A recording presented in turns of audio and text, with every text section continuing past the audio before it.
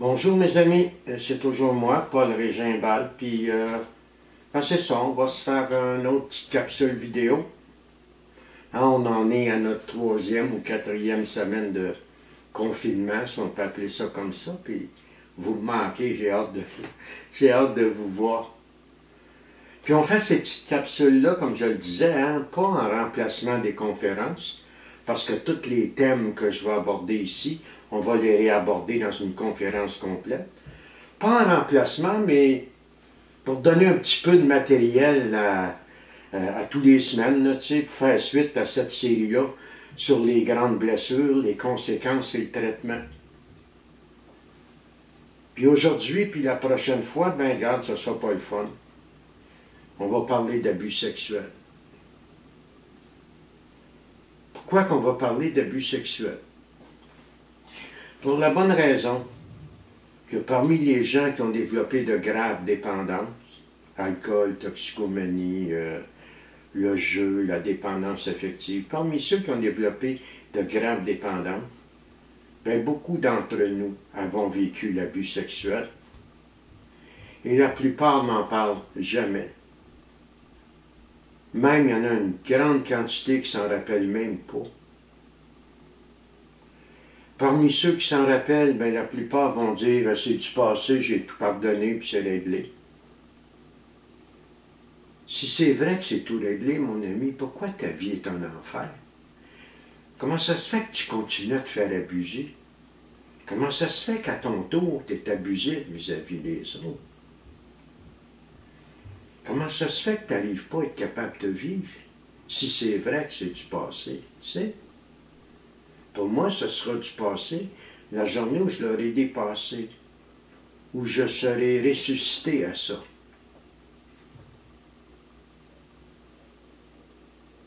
C'est quoi l'abus? L'abus sexuel, comme tous les abus, c'est une tromperie. Tout moyen, violent ou pas, que quelqu'un va prendre pour aller chercher des choses détournées, sans un consentement réel. C'est quoi un abuseur? Moi, la définition la plus simple d'un abuseur, ou d'une abuseuse, hein, parce que ici, on va s'entendre, le pédophile, c'est pas nécessairement un homme, il y a aussi des femmes, OK? Sauf qu'on est dans une... on a été dans une société où on ne parlait pas de ça quand c'était la femme, puis on ne parlait même pas de ça quand c'était les hommes. Sauf que là, on avance. Pour moi, la définition la plus simple d'un abuseur, c'est quelqu'un qui vient, c'est quelqu'un qui séduit, c'est quelqu'un qui prend, c'est quelqu'un qui s'en va. Dans la plupart des cas, pas toujours, mais les enfants les plus susceptibles de se faire abuser sexuellement sont ceux qui viennent de cellules familiales malsaines, où les parents n'ont pas eu la capacité, les moyens ou la volonté de donner à leur enfant les besoins, de remplir, leurs devoirs affectifs vis-à-vis de leur enfant. N'ont pas eu les moyens ou n'ont pas voulu donner ce qu'il faut pour élever leur enfant, les outiller dans la vie. Dans la plupart des cas, le pédophile, c'est un chasseur, c'est un radar. C'est quelqu'un qui est capable de sentir cet enfant-là. On va faire la différence entre un pédo-abuseur puis un prédateur d'un parc. Le prédateur dans le parc, lui, il pogne l'enfant, il le maltraite, il peut aller jusqu'à le tuer, puis il se pousse. Ça, c'est un prédateur dangereux en esti. Il y en a un autre tout aussi dangereux, lui, il ne va pas de la même manière. Lui, ce qu'il va faire, c'est qu'il va cibler sa victime. Il va s'arranger pour créer un lien. Il va s'arranger pour créer un lien affectif avec cet enfant qui, de toute façon, en manque tellement. Puis cet abuseur-là, quand il va voir que le lien est créé, il va se mettre à prendre. Prendre ta dignité, prendre ton corps, prendre ta liberté. Dans la plupart des cas, cet abuseur-là va créer le nous. Lui et sa victime comme si sa victime était consentante. Ce que veut l'abuseur, très souvent, la plupart du temps, c'est pouvoir recommencer, créer une emprise qui va faire en sorte qu'il va pouvoir abuser 10 fois, 20 fois, 30 fois, 100 fois cet enfant-là, tu comprends? Si l'enfant qui est abusé n'est pas dans un climat, dans sa famille, dans un climat sécuritaire suffisant, si sa confiance vis-à-vis de ses parents n'est pas assez grande, cet enfant-là ne parlera pas. Et à partir du moment où l'enfant n'aura pas parlé une fois, par après, il ne parlera plus parce qu'il va se sentir coupable de ce qui arrive. Il va avoir la peur de ne pas être cru. Il va avoir la peur qu'on l'accuse, lui, d'être à la base de ça.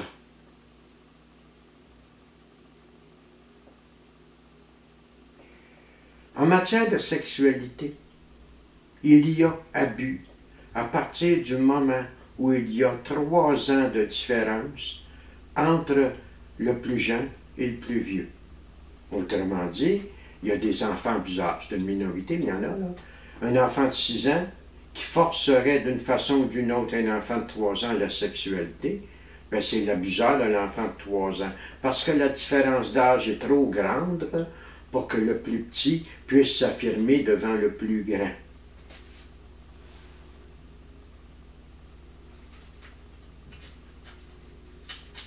La plupart des gens qui vont avoir connu l'abus sexuel dans leur enfance, la plupart d'entre nous, on va continuer à se faire vivre l'abus toute notre vie, jusqu'à temps que quelque part, là, on ait travaillé nos abus.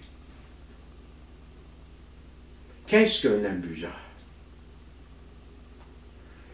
Ce sont des gens, ce sont des sans conscience. Ce sont des gens qui n'ont pas véritablement d'empathie.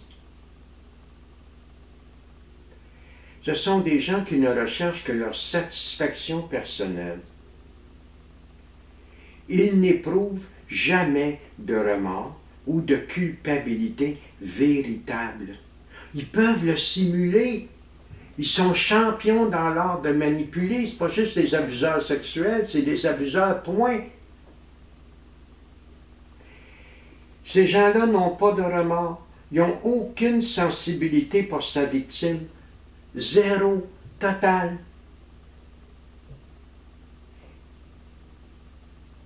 Tout ce qu'ils veulent, c'est leur satisfaction. Puis tout ce qu'ils veulent, c'est pouvoir recommencer. C'est un peu la même chose chez la femme abuseur, mais de façon générale, il y a une différence notoire. De façon générale, le pédophile masculin va chercher à aller chercher sa propre jouissance avant tout. Alors que chez la femme, très souvent, la femme pédophile, ce qu'elle va faire, c'est essayer de créer une expérience de sensualité avec l'enfant. Donc, de donner du plaisir à l'enfant, d'être l'objet qui crée le plaisir. Alors que chez l'homme pédophile, c'est peut-être le contraire la plupart du temps, parce que je dis la plupart du temps, il y a des exceptions. Hein. Chez l'homme pédophile, c'est d'aller chercher son plaisir. Mais dans les deux cas, ils vont confondre. Ils vont s'arranger pour que l'enfant puisse, par moment, pas le prédateur d'impact, l'abuseur qui veut que ça recommence, il va s'arranger pour que l'enfant ressente certaines sensations agréables pour le confondre. Moi, je me rappelle quand j'étais petit gars, quand ton abuseur s'arrange pour te faire une fellation, c'est bien sûr que mon pénis y répondait, il y a une sensation. J'aurais voulu me couper le pénis. J'étais en crise. Parce que moi, je veux pas, mais mon corps aime ça. Puis l'autre, ben, puis toi, c'est moi qui s'amuse à te le dire, regarde, petit vicieux, papa, arrête, t'aimes pas ça, t'aimes ça. Qu'est-ce que tu veux que l'enfant réponde à ça? Hein? L'abuseur, c'est un abuseur, c'est un trompeur dans tous les hostiles domaines de sa vie, là. Donc, il éprouve aucun remords, aucune culpabilité. Tout ce qu'il veut, c'est recommencer à nouveau. Dans beaucoup, beaucoup de cas, ce sont des gens qui souffrent d'un trouble de la personnalité narcissique et en même temps d'un trouble de la personnalité perverse. Perverse dans le sens sexuel du terme. Hey, c'est rendu qu'ils veulent être reconnus à l'ONU que la pédophilie, c'est une orientation sexuelle. M'excuse mon homme, là. Orientation sexuelle, identité sexuelle, pour moi, là. T'es hétéro, t'es bisexuel, t'es homosexuel, t'es lesbienne, pas de problème, ça c'est une identité sexuelle.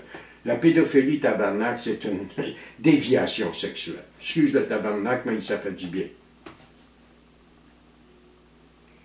L'abuseur, le pédophile, il éprouve un sentiment de valorisation, de force à tromper. C'est quelqu'un qui jouit du mal qu'il fait. Il va s'arranger pour transférer la culpabilité sur sa victime. Il va s'arranger pour que sa victime se sente coupable de ce qui se passe. Il peut aller plus loin. Si l'enfant, dans certaines circonstances, ne veut pas, il peut jouer la victime, il peut bouder, il peut s'arranger pour y retirer les quelques privilèges qu'il donne.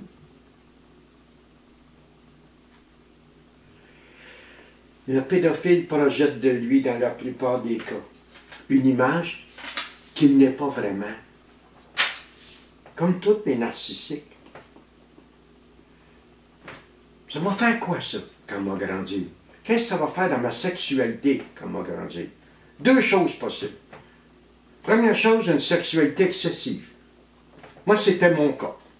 Moi, si tu me demandes, Paul, à quel âge tu as commencé à te masturber, il me semble que je me masturbais en non. Je ne suis pas capable de répondre à ça, moi.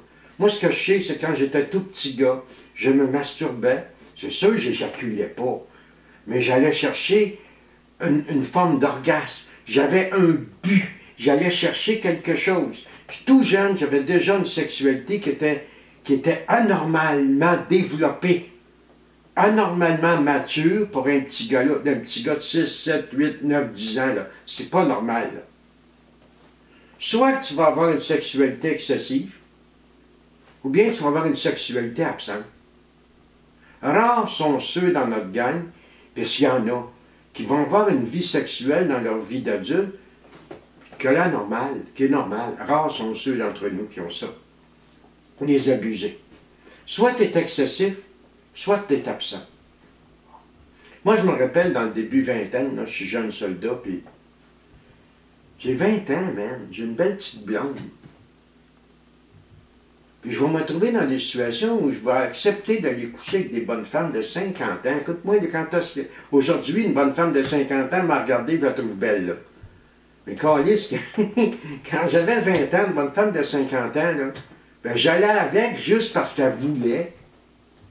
Je me disais, c'est un peu de ne pas y parler, vas-y, Esther. Je continuais à m'abuser. Je permettais à l'autre une sexualité que, dans le fond, je voulais même pas. Puis après ça, il y a l'autre gang qui ont une sexualité quasi absente. Beaucoup d'abusés, quand tu les rencontres, dans le but de te séduire, dans le but que tu acceptes d'être avec eux autres, là, sont d'une sensualité de fou, une sexualité de fou, puis dès le moment que tu es avec depuis un bout, qu'elles sentent que la relation est établie, plus de cul, plus de sexualité, pas en tout. À leur tour, c'est une forme d'abus, encore. Quand elle, ou il, parce qu'il y a des gars de même aussi, là, acceptait de vivre une sexualité généreuse, alors que c'est pas vrai, elle s'abuse, et quand elle arrête de vivre une sexualité, elle t'abuse. Soit que je ne vais penser qu'à moi en sexualité, ou je ne parviens pas à dire non, je ne pense qu'à l'autre. Moi, faire jouir, j'étais un spécialiste de ça. Mais moi, j'avais du plaisir juste quand j'éjaculais parce que je ne te permettais pas de me donner du plaisir. Moi, je donnais du plaisir. Pour moi, c'était très, très, très important que tu aies eu ton plaisir. Il y a des filles qui trouvaient ça extraordinaire, mais par après, quand j'ai eu fouillé en thérapie, C'était pas par générosité que je faisais ça. Moi, quand j'étais petit gars, j'avais intérêt à le faire venir mon abuseur en tabarnak parce que c'était pas comique. Donc, j'ai un rapport au plaisir qui est difficile. Et là, on va s'entendre, j'ai un rapport au plaisir difficile, mais pas juste au plaisir sexuel que j'ai un rapport difficile. Moi, j'ai bien plus de facilité à souffrir, à ce que ce soit dur, à survivre, à avoir le minimum, qu'à jouer, des cadeaux qu'on peut m'offrir, là. Moi, je suis quelqu'un qui a de la difficulté à avoir plaisir, qui culpabilise le plaisir. Puis pas juste le plaisir sexuel, le plaisir.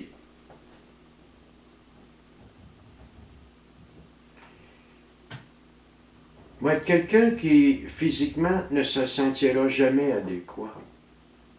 Tu sais, quand je suis jeune homme, là, j'étais en forme en asti, moi, là. Tu sais, je fais du sport solide depuis que je suis tout petit, puis... Hey, j'étais un gars en shape, là. J'ai quelques photos, moi, là, sur Facebook. J'ai 60 ans, tabarnak. J'ai des jambes qu'un gars de 20 ans n'a pas, là. Tu comprends? J'ai déjà eu un très beau corps. Et pourtant, je me dégoûtais. Je faisais tout pour te séduire, pour que tu me trouves beau. Puis quand tu étais couché avec moi, puis que tu me disais t'as un beau corps, j'avais honte.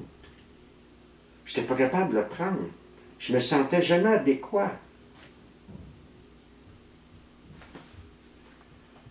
Parmi notre gang, il y a ceux qui vont se sentir juste bons à ça, ou pas bons pantoute là-dedans. Beaucoup d'entre nous entretenons des peurs face à la sexualité.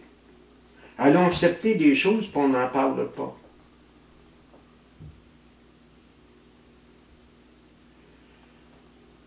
Beaucoup d'entre nous vont entretenir des fantasmes humiliants.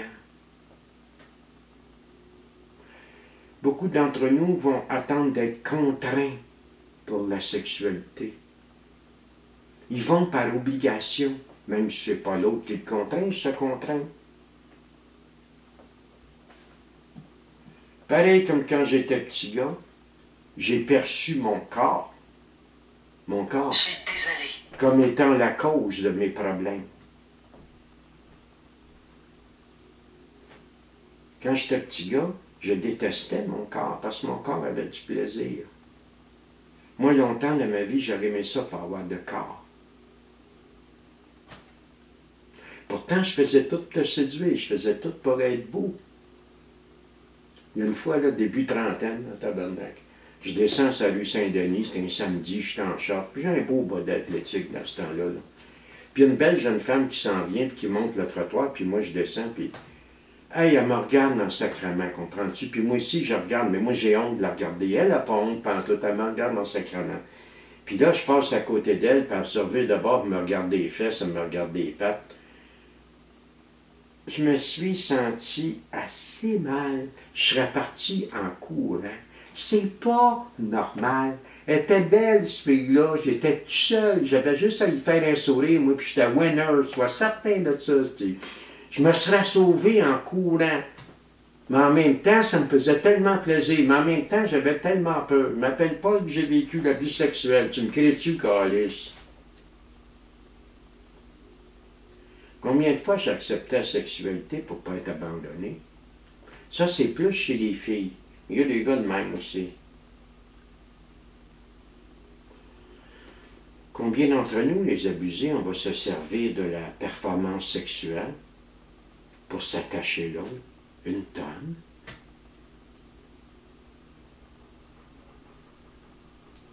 On se lasse toujours des gens avec qui on est, mais on n'est pas capable de les quitter. On ne veut pas qu'ils nous quittent.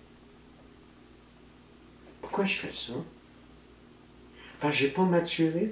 J'étais encore le petit gars abusé que j'étais. Je vivais tout ça, enfant. Je sais là, que je te parle d'un sujet qui n'est pas facile. Là. Je ne suis pas un imbécile, moi, là. Mais tu sais, tout à l'heure, je t'ai dit, on va faire 2 séances, puis j'ai mis 2 petites capsules vidéo. On n'en fera pas 2, là. On va en faire 3 ou 4 là-dessus. Là. Parce qu'il y a beaucoup, beaucoup de stock à dire. Parce qu'il y a moyen de sortir de là, il y a moyen de se soigner, il y a moyen de se guérir de ça, il y a moyen de se libérer de ça. On va avancer tranquillement là-dedans, on va regarder les conséquences sur ma vie, puis on va voir c'est quoi dans la vie que ça veut dire avoir été abusé si tu t'en occupes pas. Puis en dernier, bien évidemment, c'est qu'on va regarder qu'est-ce qu'il faut faire pour sortir de là. Ben écoute, gang, là, c'est une première. Moi, je vais te laisser là-dessus. Je vais retourner à mes petites occupations. J'attends ma fille, ma plus jeune, ma cocotte. On va aller se promener. Là, j'en entends qui disent, ouais, il y a donc le confinement. Calice, on va rester à 6 pieds de distance l'un de l'autre, là. J'ai envie de voir ma petite fille, puis c'est tout. Fait que je vous souhaite une belle journée, puis écoute, je sais que c'est un sujet pas facile. Moi, je suis toujours disponible. Si tu as des questions après avoir écouté ça, tu as envie de me les poser, viens me chercher sur MSN, ça me fait plaisir. Si je peux y répondre, de te répondre. Passe une belle journée. Bye bye.